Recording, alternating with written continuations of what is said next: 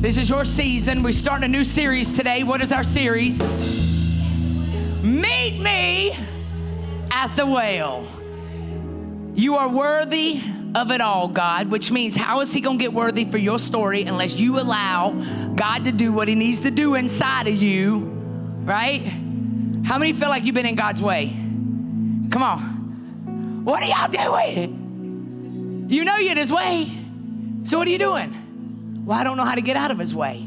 I felt that, man. I've literally felt like in my life, this is why for the whole year of 2024, y'all listen to me, we are getting the word, B-I-B-L-E. Y'all memorizing scriptures. I got every person that's connected to me, even online, learning scriptures. Because the Bible says that the enemy roams to and fro, right? He's looking for somebody to devour. What does that devour? That could be a divorce. That could be a sickness. That could be disease. That could be feeling less than because of the mistakes you've made. He just jumps in wherever he can, right? And the worst place to be is getting into isolation and feeling like a dum-dum. Anybody ever feel like a dum-dum? Man, I feel like a dum-dum sometimes. Like, why did, look, y'all, this is the worst. Why did I do that? How many of y'all, just today, why did I do that? I knew better. I wasted all of these years. I wouldn't listen to anybody. I knew better. That know better will stop you from doing better because pride sets in. And then we get into our own strength and we don't let God take the wheel, right? Because where is God? He's this invisible. Where he at? I need somebody to hug me physically, put their arms around me and hug me. And then we open doors to counterfeits. You sleeping around with them, getting their cooties. Got a whole soul tie with about 10 people. Because you need a quick fix. And it's okay, we've all done it. But it's letting go and letting God. You are not the only one that's made some terrible decisions. Every single person in this room has done things that they wish to God they could go back and fix. But what we do is we allow what we need to fix to get the best of us, and then we take ourselves off that couture rack and put ourselves on the clearance rack. And then we let people around us that told us, don't you do that, but we did it. They love to come back in our lives and say, I told you. And it's those people that if you listen to them, God is never gonna send people in your season to elevate you to another level that's gonna tell you, I told you so. They're in the past season. So God's gonna send people in your life that's gonna look at you and say, girl, you got a testimony. You got people that God's gonna bring in your life, but God can't bring those people in your life and God can't open that door that you've been praying about because you won't let go of the people that need to be let go of in order. Preach, Cal! I'm already preaching. But we won't let go of the things that need to be let go of so that God can elevate us in that season, right? Because we got broken in that season. So here's what we're gonna do. We're gonna talk about this whole month, man. Y'all cannot miss a Sunday because I'm gonna preach this thing silly. And it's gonna be meet me at the well. We're not gonna just talk about one story. We're gonna talk about several where Jesus did miracles. There was always miracles in the Bible, but before the miracle, there was always what? A storm, a problem. It took a problem. And before God ever healed somebody, he first made them do something. This is why you can't lay in your bed eating bonbons and wishing upon a star. In these seasons is when you gotta be activated for what he's bringing into your life, and you gotta be ready for this. Not angry, but using wisdom. So this whole month, we're gonna talk about miracles Jesus did in a moment. Now, my first question I wanna ask you today, you ready for this? What is stopping your wells? What is stopping your wells? It's almost like when your disposal, anybody ever had a disposable, your trash compactor, garbage disposal? Yeah, thank you. I use mine. You ever had one of those garbage disposals and all of a sudden it just, And you got to have one of those little tools to do this, right? But sometimes that ain't even enough. There's some trials in our lives that literally make our motor go out. And what usually fixes it ain't gonna fix it this time. You're gonna have to call a specialist. Right? It worked all those other times, but it's not working this time because it needs a specialist, because you need a whole tune-up. And so in this season, some things cannot be fixed the way you've been fixing them. You can't drag people into that season with you that ain't supposed to be in that season. So what is stopping up your wells? What is stopping up your blessing? What is stopping up your purpose? What is stopping up your marriage from flourishing? What is stopping your business from blowing wide open? What is stopping your family from having peace? What is stopping up your wells? My next question is, are you thirsty? I don't know, Kim. I don't even know what I feel. That's the worst place to be. When you are so used to something, you can't even tell me what you're feeling. Because what ends up happening is the enemy will use your explore page to be your God. Because you don't even know what needs to be fixed because you've just been in this valley for so long. We look at the children of Israel. The children of Israel took an 11-day trip that turned into how many years? How many years? 11-day trip turned into 40 years. Why? Why? Why? Why? Come on, talk. Why? Fear. The wrong people around them. Complaining. How many feel like it's easier to complain than talk about the good? The rest of y'all lying. It is so much easier whenever he's telling you off to tell him off. It is so much easier to go to bed and be angry than to say you're sorry because I didn't do it, he did it. Anybody watch Love is Blind? There's a girl that I want to punch. I had to stop watching it. Chelsea, I had to stop watching it. Because Chelsea, you can tell, has been in wrong relationships for so long that she is now bleeding on someone that didn't cut her. Driving these kind of people, you feel every time you're in their presence. But you're like, well, what would Jesus do? Some people ain't your assignment. They're making you thirsty because you're trying to take medicine to people that like to be sick.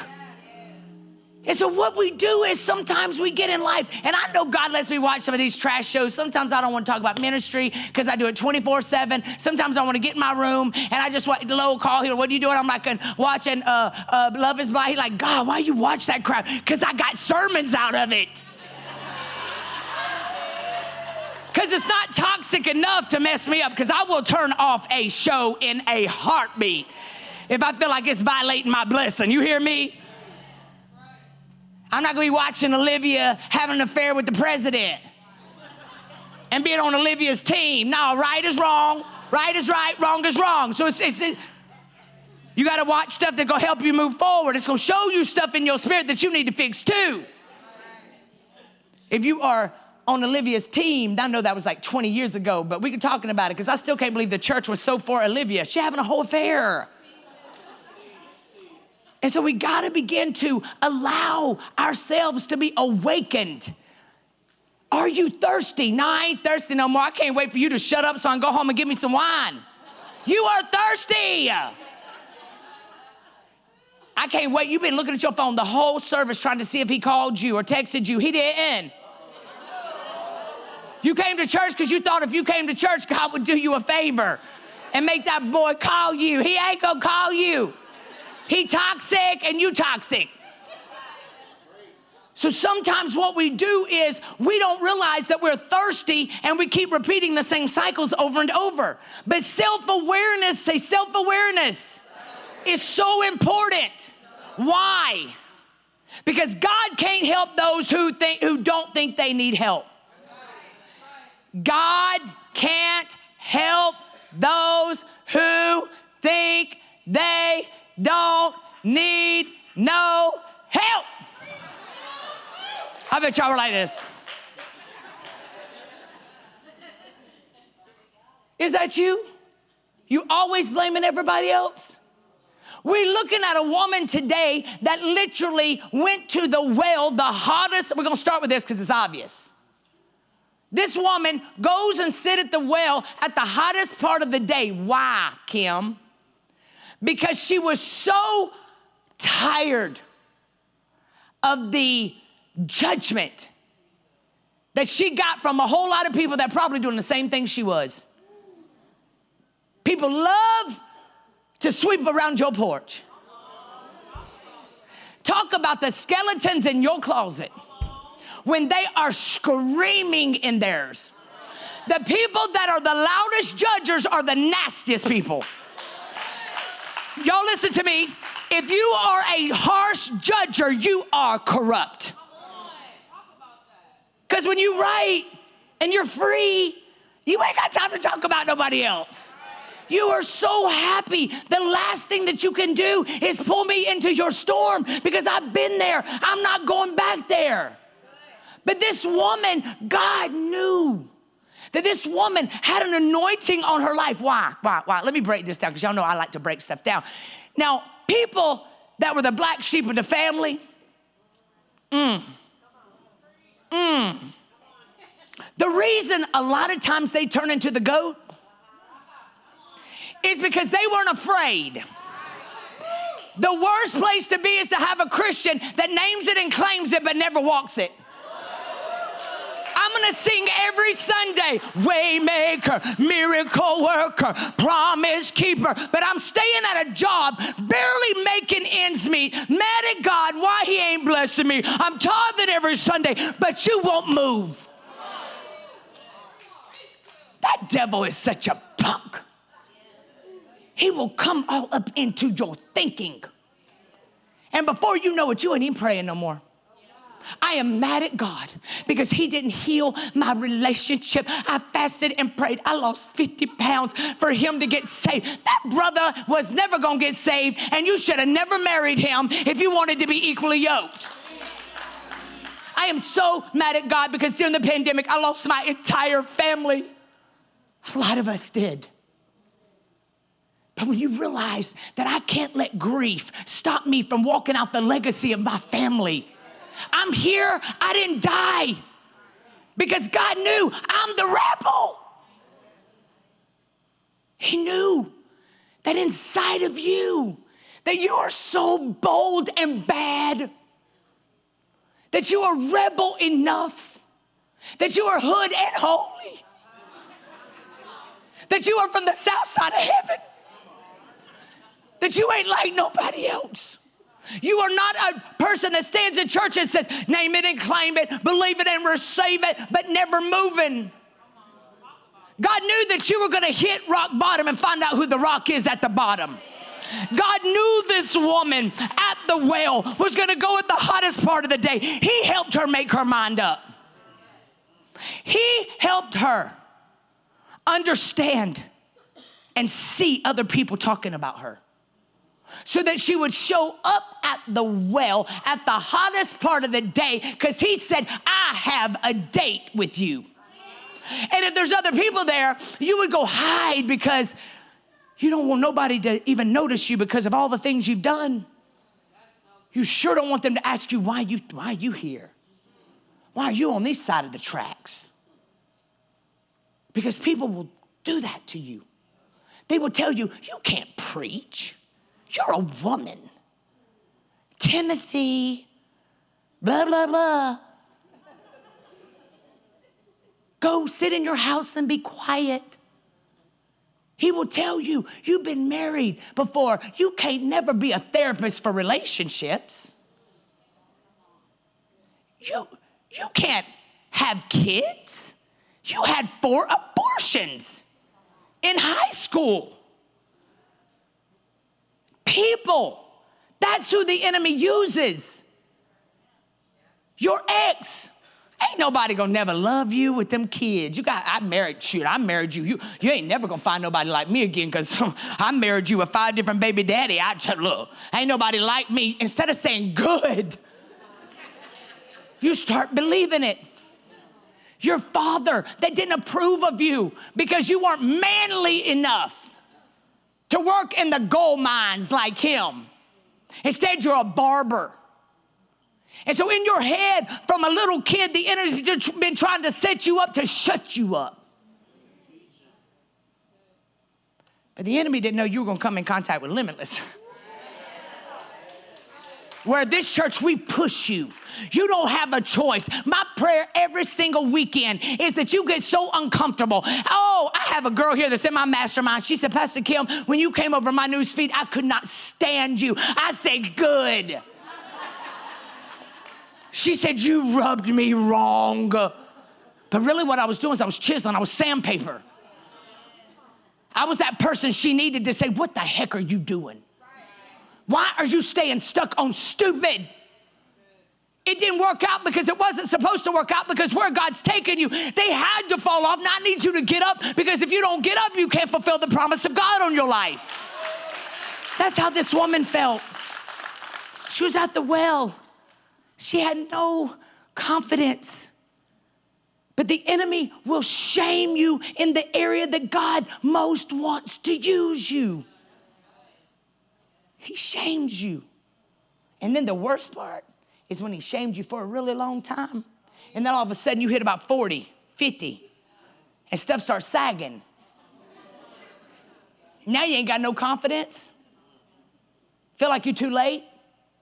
And feel like the same words that have been spoken of your life are actually coming true. And now you're scared. Because at least now you ain't got nobody looking at you and judging you because they already think you're a failure. But what if you get up? What if you go for it? What if you just trust God and just tie a rope and start swinging for your life? What if? What if it works out? What if that book becomes a bestseller? What if it don't? But you still help somebody get off the ledge that was about to kill themselves? What if God wrecked that reputation because he knew that person could not handle your purpose? What if God was like, man, you've been so faithful. I want you to live such, because God did not create you to live a hard life. Instead of praying, Lord, break all that stuff off of me that's competing with you. We won't even pray those prayers. Let me read some scriptures. Let's go to John 4. We're going to go John 4, and we're going to read till I get done. Y'all ready? You ready? Hi? Y'all getting some already? Jesus knew the Pharisees had heard that he was baptizing and making more disciples than John. Though Jesus himself didn't baptize them, his disciples did. So he left Judea and returned to Galilee. He had to go through Samaria on the way. Eventually, he came to the Samaritan village of Sychar, near the field that Jacob gave to his son Joseph. Jacob's well was there. And Jesus, tired from the long walk, sat wearily beside the well about noontime. Soon a Samaritan woman came to draw water, and Jesus said to her, please give me a drink.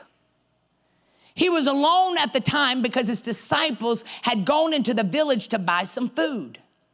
The woman was surprised, for Jews refused to have anything to do with Samaritans. She said to Jesus, you are a Jew and I am a Samaritan woman. Why are you asking me for a drink? So this tells me that God's going to put you in places that you could not even fathom. And then you're going to be questioning, and if you're not careful, you're going to miss the glow up of what God wants to do in the place you never saw yourself being. Please give me a drink. He was alone at the time because his disciples had gone into the village to buy some food. So if he wasn't alone, his disciples would have been there, and they would have been his posse, so they'd been giving him water, and the test wouldn't have been done. So every single strategic thing that God's doing in these scriptures was a setup. Every single thing about your life that you think's minimal is a setup. She said, you are a Jew and I'm a Samaritan woman. Why are you asking me for a drink? Jesus replied, If you only knew the gift God has for you and who you are speaking to, you would ask me and I would give you living water. But sir, you don't have a rope. But Tiffany, you dropped out of school. Nobody's going to listen to you. But you don't have a rope. You don't have water. How are you going to get the water? Where's it at? All of these questions, if God didn't know why he was supposed to be there, he would have literally could have walked off. She says, where you get this living water you talking about? And besides, do you think you're greater than our ancestor Jacob? Do you really think that you got what your brothers got? That's killing this thing that you're trying to do now? Do you really think that you're better than Jacob who gave us this well? How can you offer better water than he and his sons? Who are you? How many of us do that? Question everything. I need all the answers. I am OCD. I need to figure it out. It's not on my dream board. Oh my God, I've got a degree. I still ain't paid all my loans off for my college education. You got a PPD, a FFD. You got more degrees than a thermometer. More degrees than a thermometer, but you ain't got the one thing that's necessary, faith. That's funny, ain't it? I was in special ed. I still don't know where commas go.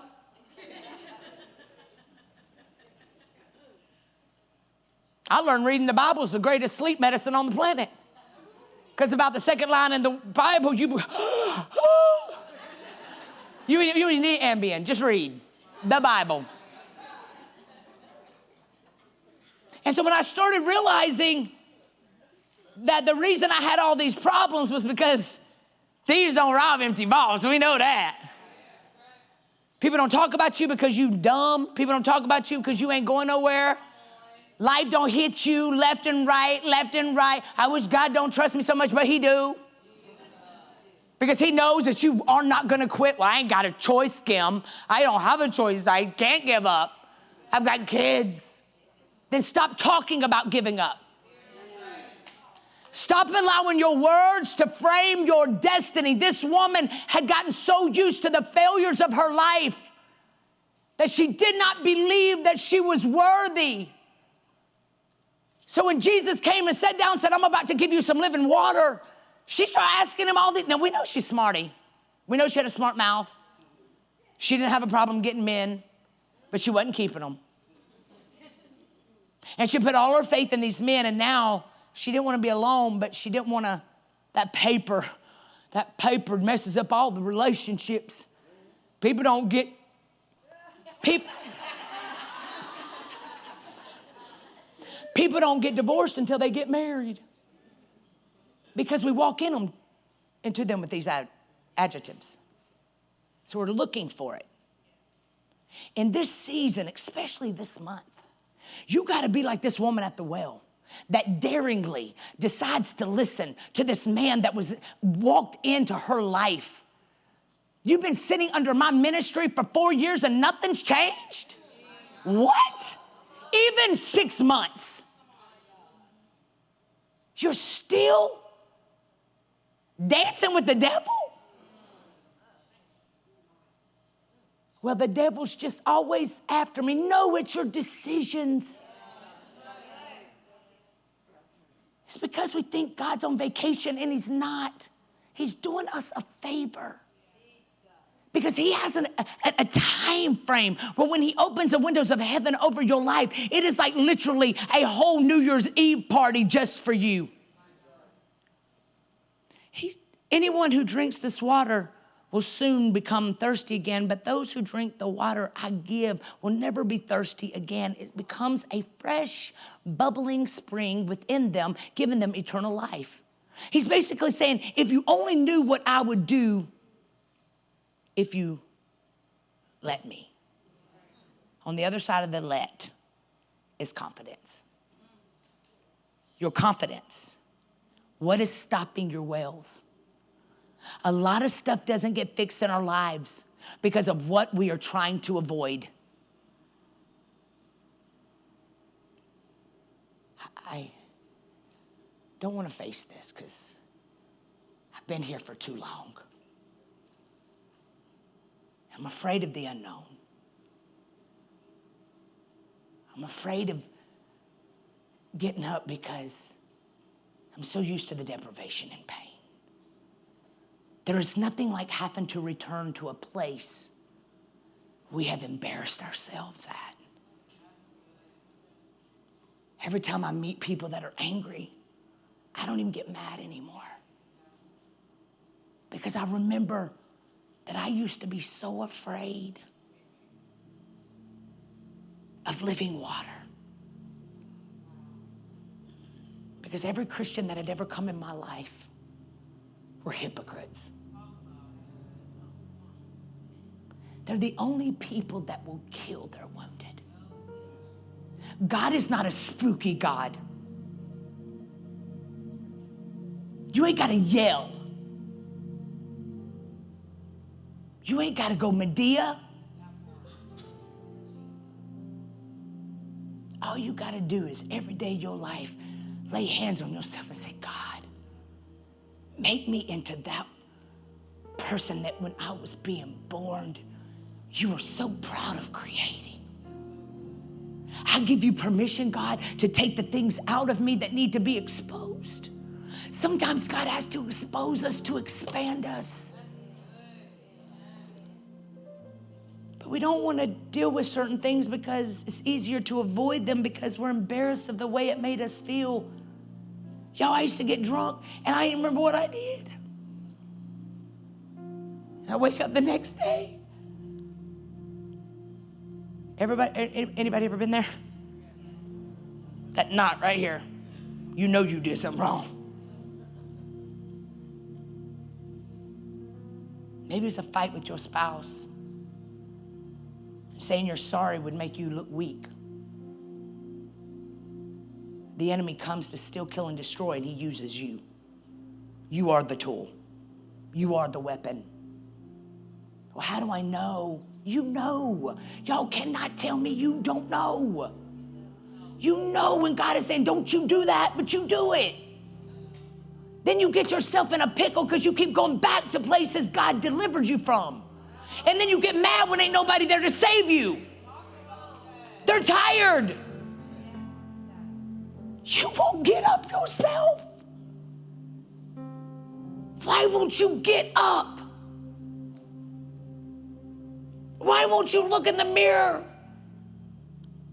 and stop beating yourself up? Why are you so sassy? Why is your tongue like a razor? Why now you got these? It's just normal. When you talk, you ain't got to worry about my mouth. It's this face. And you're proud of it. Because somebody has hurt you so bad in your life. Somebody let you down that needed to let you down. Because rejection's God's protection. God did you a favor. But we don't see that. We embarrassed. Because we wasted 15 years, 18 years, 20 years trying to fight for something that we knew we should. But we didn't want our kids to not have a mom and a dad. But instead, you raised them in a home where y'all were yelling and screaming at each other all the time. So now they're repeating cycles. Because we care what everybody else thinks and don't even know your middle name. And now with social media, get your tail on a blog. And you'll start seeing people come out of the woodworks talking about you. And God is saying, in this season, don't you defend yourself. I'm giving you living water in this season. Well, how's he going to do that, Kim? I surrender all. Every time you want to clap back. Instead of paying a prophet, you're getting on your knees in the morning. And you're like, God, if you can use anything, use me.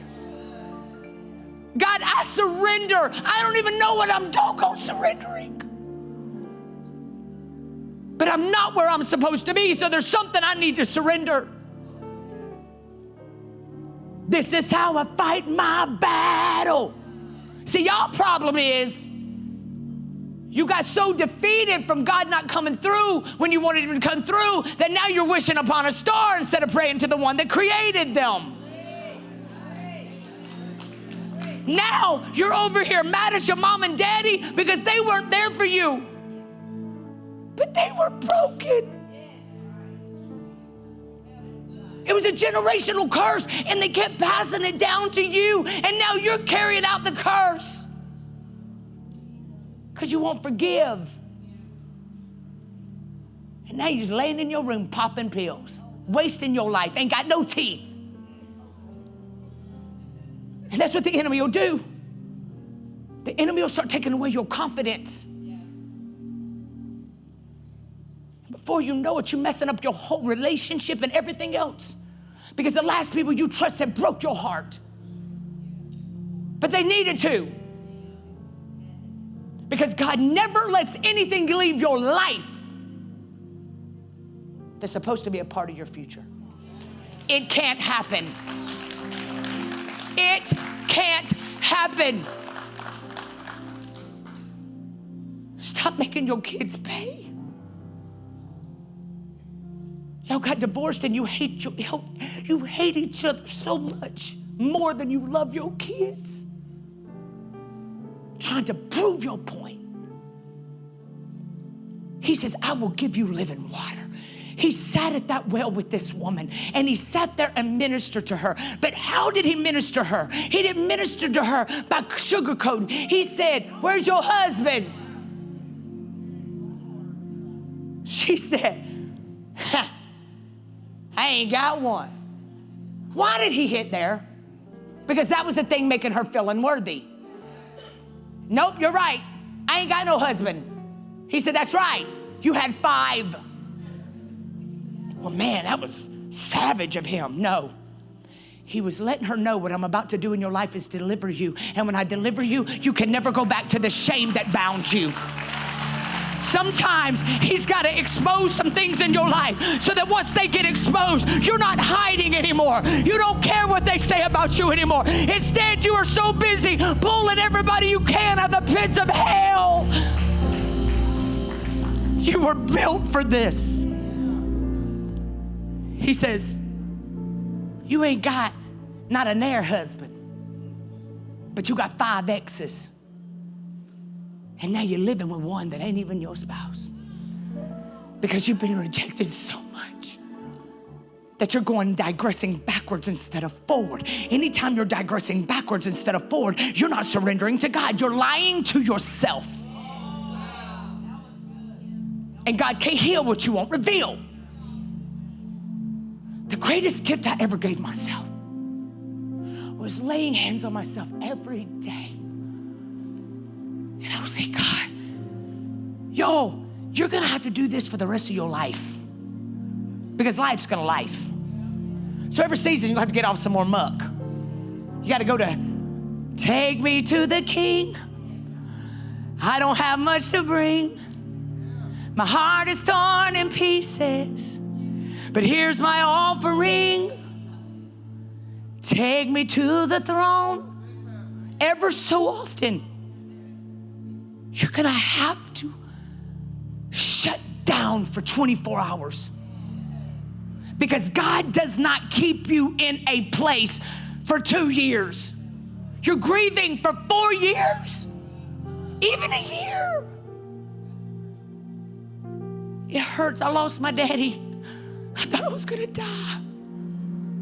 I sure didn't think I could preach the next day in this platform where he pastored this church. Not only was I grieving my father, but I was also grieving the fact that he told me my whole life women couldn't preach. So I was fighting the labels and the stereotypes.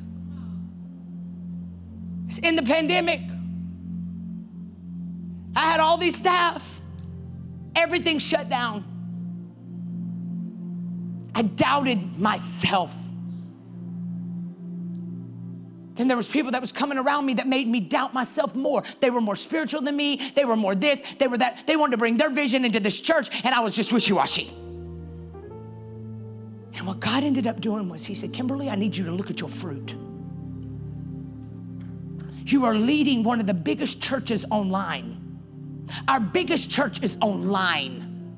Our tithe and offerings go online. Millionaires that can barely make ends meet. But during this pandemic, I'm teaching on money and how to get yourself free. And they decided to do it. Now they're walking multi-millionaires in a year. You can sit in this church. You can watch me online. You can watch me every single Monday morning at 8. But until you get sick and tired of being sick and tired, and you decide to let God give you some living water that will never run dry, you will stay where you are. But in this house, online, we got some people God is raising up for such a time as this. Y'all, I got so tired. This woman, she planned her whole life, said I do so many times, and still wasn't whole. You can have an MTV fridge, have it full of all your favorite drinks, but have no appetite. You can live in a $7 million house to prove that you made it because you're addicted to ambition and have no friends to invite over. You can buy a $10,000 mattress that your side goes up and her side stays down, but have no sleep. At the end of the day, you got to give everything over to God and let him become your living water. It doesn't feel good, does it? Because we want a quick fix. You ever seen those people win all that money on the lottery and blow it in a year? Can you imagine if they would have won it whole? Because my Bible says in the back of the book that we win. We don't have to live under fear. We're not ruled by the same rules of the world. We are children of the Most High God. And when we are doing things B-I-B-L-E way, he blesses us. He comes to restore. He comes to redeem. He said in Joel 2:25, he's going to give you back everything the devil stole. And that's even when you were blindly walking through life, trying to break some generational curses and you didn't even know what you were doing. He said, I will restore. And we're walking into 2024 in March. We don't want what we lost. We want back 7 times greater. You hear me, devil.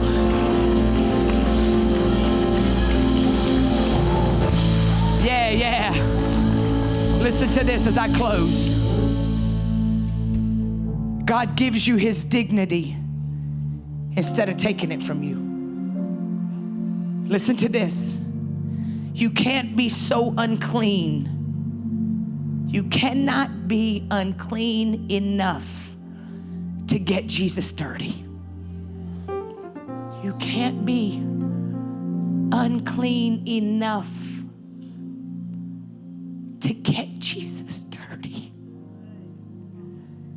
This whole month, you're gonna feel so much redemption.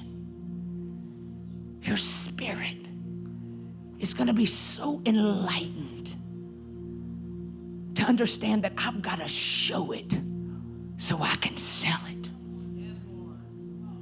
You ain't gotta force Jesus on nobody whenever you've been healed.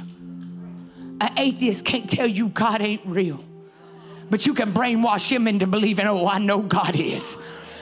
Because in 2006, when I was laying on my bed, thought my life was over, he met me in my room when nobody else was around. Whenever I was driving DUI almost, cops behind me, and I couldn't see. I was holding my eyes like this because everything was double vision, and that cop came to my window, and he said, Kimberly Jones, he knew my name. Get back to your house, and don't you ever do this again. You can't tell me God ain't real. Whenever my sons were trying to figure their life out after a divorce, and now they both work in ministry with me here. You can't tell me God ain't real. How the first year of my life, when I would sit in my car and listen to preaching, that first year, God opened the doors for me to preach on every platform. That was my mentor. You can't tell me God ain't real. That just 11 years ago, I was making $13 an hour, and now I live in the tallest building, and I can look all over Atlanta. You can't tell me God ain't real. When I was driving a knockoff Bentley, a 300 Chrysler that kept me on the side of the road every day. Now I drive my dream cars paid off. You can't tell me God ain't real. You don't even give me a paycheck. I give y'all paychecks. You can't tell me God ain't real. You can't tell me God don't think of every single season of your life.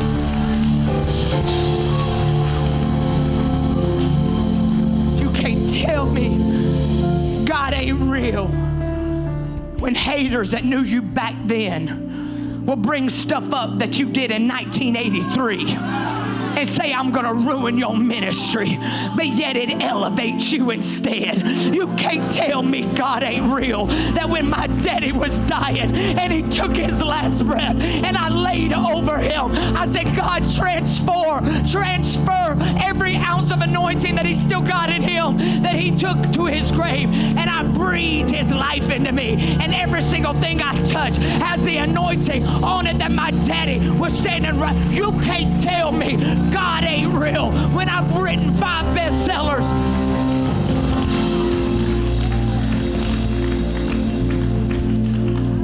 You can't tell me God ain't real when my mother was married to a man that took care of her for 52 years. And when he took his last breath, that little lady went from a caterpillar into a butterfly. Started living her life. Bought her first house downtown by herself. Bought her Mercedes, paid cash. You can't tell me God ain't real. When I'm sitting in a restaurant minding my own business and God brings low into my life, the best thing that's ever loved me. You can't tell me God ain't real. What am I saying? You had to go through it. Because this world tries to kill, steal, and destroy. But God said, Limitless, I've come to bring you everlasting life. Your best days are just beginning. You will not struggle for the rest of your life. You will not be paycheck to paycheck. You are not going to rent for the rest of your life. I prophesy over this house that you will buy your houses, that you will live very well, that you will not just get by paycheck to paycheck, but you're going to be so blessed that you can be the lender and not the borrower. It's so hard to believe that when you won't outgrow your comfortable places. You have the power to walk into rooms and the atmosphere shift because you walked in. So if you are in a fight of your life right now and you don't feel you can get a break, congratulations. Congratulations. Because the devil don't fight anybody this week. So I bind your mind right now too. Some of y'all sitting in your chair mad at me right now. Good. Because I'm not going to coddle you. But I'm going to make you so uncomfortable that you begin to break every curse off of you, even the ones that you put on yourself. You will succeed this year. You not only will succeed, but you will do things that you never even dreamed were possible. Your kids will call you blessed. Jesus isn't trying to fix the fake you. You're in this service today on purpose. You're watching online on purpose. You're playing too small. You're playing too small. God ain't gonna give you something that ain't gonna benefit him. So Lord, expose the things that are competing with you, and give me boldness to do everything that you've called me to do. Everybody stand up on your feet. Now here's what I need you to do. You're gonna pray over yourself, because you listen to me. You got the same power that raised Jesus from the dead on the inside of you. When you start realizing, I took one for the team. He didn't mess with your sister because he knew your sister would jump off a bridge, but he knew you got some savageness inside of you. The cancer keeps hitting you. The fear keeps hitting you. You keep thinking you ain't gonna die. You shall live and not die. So in this room right now, I need you to begin to pray. Father, give me the tenacity to move forward. Give me the confidence to do what you've called me to do. And help me get out of my own way. Listen to me. If you've got a petty, feel sorry for yourself spirit on you, right now, I anoint you to be healed. If that is you, lay hands on your heart right now. If you are petty, feel sorry for yourself, a victim, I was hurt. Lay hands on yourself. Say, self, you are couture. Everything happened for my benefit. So Lord, shift the narrative and break off this feeling of unworthiness, and break off every word curse that the enemy has sent into my life to keep me stuck.